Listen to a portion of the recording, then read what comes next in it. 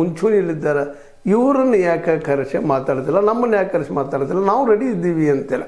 ಅಂದ್ರೆ ಇನ್ನೂ ಒಂದು ಮುಂದೆ ಹೆಜ್ಜೆ ಮುಂದೆ ಹೋಗಿ ನಿಮ್ಮ ಟಿ ವಿಗಳಲ್ಲೇ ಬಂದು ನಿಮಗೆ ಹೇಳ್ತೀವಿ ನಾವು, ನಮ್ಮನ್ನು ಕರೀರಿ ನೀವು ತಾಕತ್ತಿದ್ರೆ 4 ಜನಕ್ಕೆ, ಅಂದರೆ 4 ಟಿ ವಿಗಳಿಗೆ, ಒಂದು ಪಬ್ಲಿಕ್ ಟಿ ವಿ, ಇನ್ನೊಂದು ಪವರ್ ಟಿ ವಿ, ಮತ್ತೊಂದು ಈ ಏಷ್ಯಾನೆಟ್ ಅದ, ಸುವರ್ಣ ನ್ಯೂಸ ಮತ್ತು ರಿಪಬ್ಲಿಕ್ ಇಂಡಿಯಾ.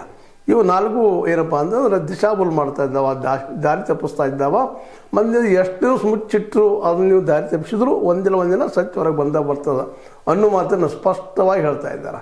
ಸ್ವತಂತ್ರವಾದ ಮೀಡಿಯಾಗೆ ಬೇಕಾಗಿರುವುದು ಸ್ವತಂತ್ರ ಧ್ವನಿ. ಆ ಸ್ವತಂತ್ರ ಧ್ವನಿ ಉಳಿಸಲು ನೀವು ಮಾಡಬೇಕಾದದ್ದು ಇಷ್ಟೇ. ಅದೇನಪ್ಪಾ ಅಂತಂತಂದ್ರೆ ನಿಮ್ಮ ಕೈಲಾದಷ್ಟು ಸಹಾಯ ಈ ಚಾನಲ್ಗೆ ಮಾಡಿ ಹಾಗೂ ನಿಮ್ಮ ಧ್ವನಿಯನ್ನು ಕಾಪಾಡಿಕೊಳ್ಳಿ. ಅದಕ್ಕಿಂತ ಪರಿಹಾರ ಒಂದು, ಯಾವ SIT ಆಯಿತು ಏನಾಯಿತು ಎಲ್ಲ ನಾವು ಹೇಳಿದ್ವಿ ಇಲ್ಲಿವರೆಗೆ. SIT ಬಂದಿತ್ತು ದಿಶಾ ಬದಲು ಮಾಡ್ಕೊಂಡು ಹೊಂಟಿದ್ದು, ಇವತ್ತು CBI ಆಗ್ಯದ, ಮತ್ತೊಂದು ಆಗಿದೆ. ಎಲ್ಲನೂ ದಿಶಾಬೋಲಾಗುವಂಥದ್ದು ಅಥವಾ ಅದನ್ನು ಸತ್ಯ ಹುಡುಕುವಂಥ ಸಾಹಸ ಮಾಡಿದ್ದು ಸಾಧ್ಯ ಆಗಿಲ್ಲ.